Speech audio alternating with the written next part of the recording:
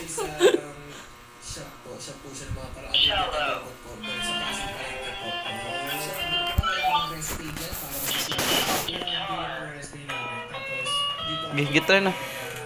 Pinulungas po yung oras po. So, para sa isang buwan. Kasi kayo, doon sa isang rest day po yung work na yun. Tapos, nagkaka-lift naman po. Pero, for TP po, so, kami kasi ganun eh. So, nagkaka-focus po ako sa pagkakataon. So para kang nangyari, bago pa mapunta doon sa sitwasyon na LDR kayo at magkakasakitan, umalis ka na, parang pinagdahan mo na. Bakit?